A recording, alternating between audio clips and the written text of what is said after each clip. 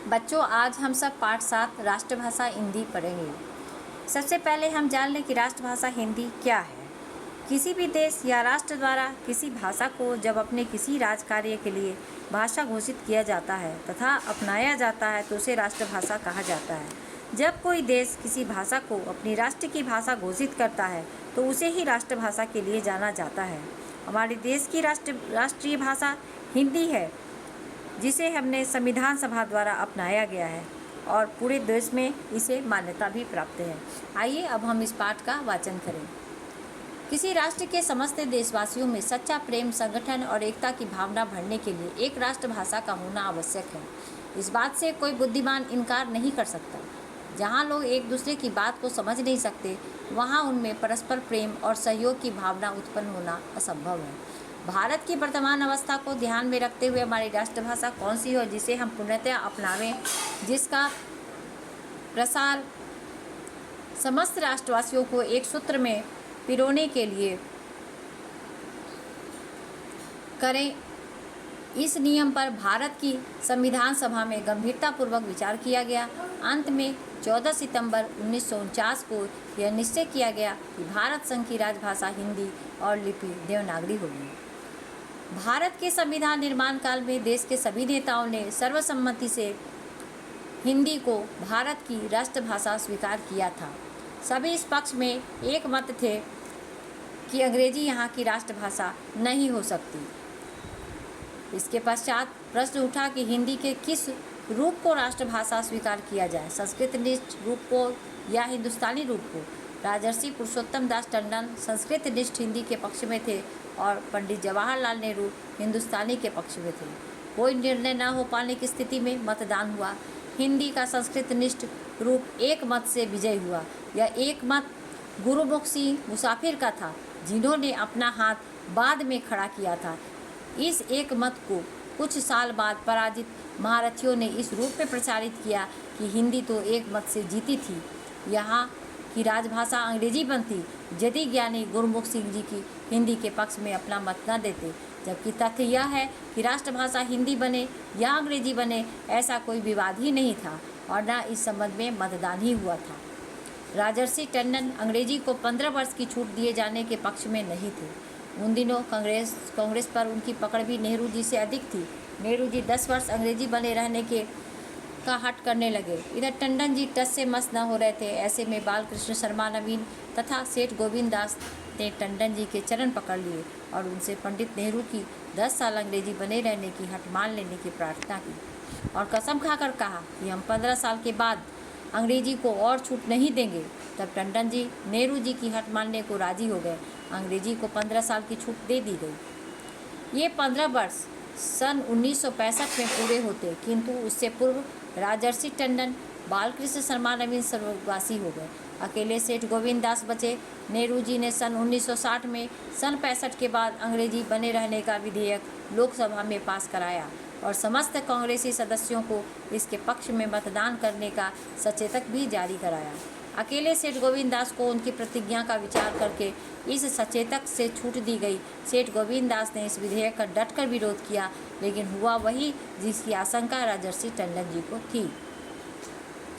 वास्तव में हिंदी सारे भारत की एकता और अखंडता का प्रतीक है। श्री राहुल सांस्कृतायन ने यह प्रमाण पूर्वक सिद्ध किया कि सारे भारत के मठों, मंदिरों और साधुओं के अखाड़ों का हिसाब किताब, चाहे ये पूर्व के हों या दक्षिण या पश्चिम के, आज से 2000 साल पहले भी हिंदी में ही चलता था।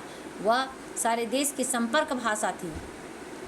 संत सिपाही दशमेश गुरु गोविंद सिंह सारे देश की स्वतंत्रता एवं अखंडता का स्वप्न संजोए हुए थे। वे इसी निमित्त शिवाजी के पुत्र संभाजी से मिलने गए थे। गुरुजी ने खालसा पंथ में दीक्षित होने वाले अपने अनुयायियों को जो जय घोष प्रदान किया, वह सारे देश के विचार से हिंदी में था और आज भी हिंदी में ही लगाया जाता है। वाहे गुरु का खालसा, वाहे गुरु की फतह। गुरु जी का 10म ग्रंथ भी जफरनामा छोड़कर हिंदी में ही है। महर्षि दयानंद ने गुजराती होते हुए भी हिंदी को अपनाया और अपने ग्रंथ हिंदी में लिखे। उन्होंने हिंदी को आर्य भाषा के नाम से पुकारा और सभी देशवासियों को इसे पढ़ने की सलाह दी। उनके पश्चात आर्य समाज ने हिंदी के प्रचार के लिए अनथक कार्य किया। हिंदी में समाचार पत्र और पत्रिकाएं निकाली। दक्षिण भारत फिजी और मॉरिशस, अफ्रीका इत्यादि में भी आर्य समाज के प्रचारकों ने हिंदी प्रसार में बड़ा काम किया।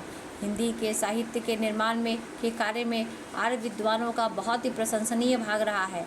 उनमें से बहुतों को अखिल भारतीय हिंदी साहित्य सम्मेलन प्रयाग से मंगला प्रसाद पारितोषिक और केंद्रीय एवं प्रादेशिक सरकारों से पुरस्कार प्राप्त हुए हैं।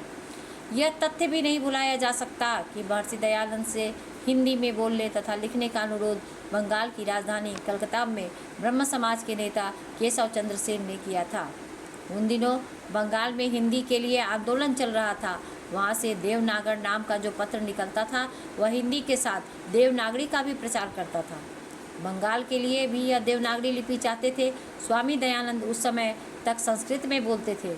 इस अनुरोध के बाद वे हिंदी में बोलने लगे। हिंदी किसी एक क्षेत्र की भाषा न होकर समूचे देश की भाषा है। यदि हम चाहते हैं कि संसद में समूचे राष्ट्र की भावनाएं व्यक्त हों, हमारा लोकतंत्र गूंगा न रहे, हम दूसरे देशों के ज्ञान की जूठन को ही सब कुछ न समझते रहें, तो हिंदी को राष्ट्रभाषा बनाए बिना कोई चारा नहीं। इसके साथ इसकी छोटी बड़ी बहनों का भी सम्मान बढ़ाना होगा, किंतु अंग्रेजी की कुर्सी उल्टाए बिना यह सब संभव नहीं है।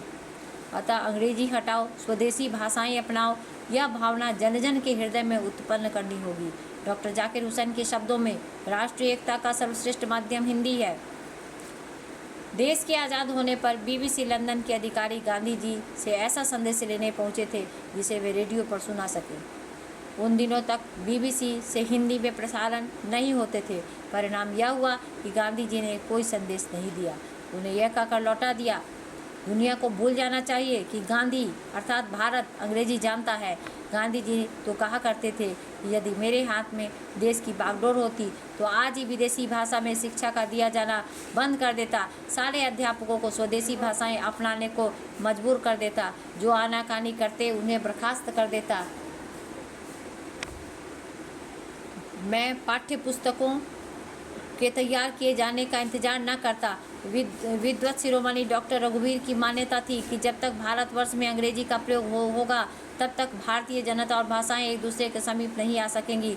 लोकनायक जयप्रकाश नारायण ने कहा था कि मेरा यह सुनिश्चित मत है कि विदेशी भाषा के अनिवार्य रहते हमारे शिक्षार्थियों में राष्ट्रीय स्वाभिमान का विकास नहीं हो सकता। स्वतंत्र भारत में अंग्रेजी को अनिवार्य रखना राष्ट्रीय स्वाभिमान के प्रतिकूल है। प्रसिद्ध समाजवादी नेता डॉक्टर राम मनोहर लोहिया ने तो यहाँ तक कह दिया कि मैं चाहता हूँ कि हिंदुस्तान के साधारण लोग अपने अंग्रेजी के अज्ञान पर लजाएं नहीं बल्कि घमंड करें। इस सामंती भाषा को उन्हीं के लिए छोड़ दें जिनके माँ बाप शरीर से तो नहीं तो आत्मा से अंग्रेज रहे हों। आज कहने को हिंदी भारत की राष्ट्रभाषा है, किंतु उसे यह स्थान नहीं मिल पा रहा जिसकी वह अधिकारिणी है। हिंदी भारतीयों की भावनात्मक अभिव्यक्ति का एकमात्र माध्यम है। इसके अभाव में भारतीयता की अभिव्यक्ति हो ही नहीं सकती। यह भारत की आत्मा है। इस प्रकार से ये पाठ समाप्त होता है और इसके प्रश्नों के उत्तर हम कक्षा में इसकी चर्चा करेंगे। आपको इस पाठ को पढ़ने के बाद अपने दृष्टिकोण से भी देखना है कि वस्तुतः वर्तमान समय में भारत में हिंदी की स्थिति क्या है। और आप सभी बच्चे अंग्रेजी माध्यम के विद्यालय में पढ़ते हैं, तो इसको भी देखते हुए आप अपना मूल्यांकन करते हुए इस पाठ में एक प्रश्न यहाँ दिया भी गया है कि आज देश में हिंदी को जो स्थान प्राप्त है उसकी समीक्षा करें। मैं चाहूँगी कि सभी बच्चे इसमें अपने अनुभवों के आधार पर इस प्रश्न का उत्तर स्वयं लिखें।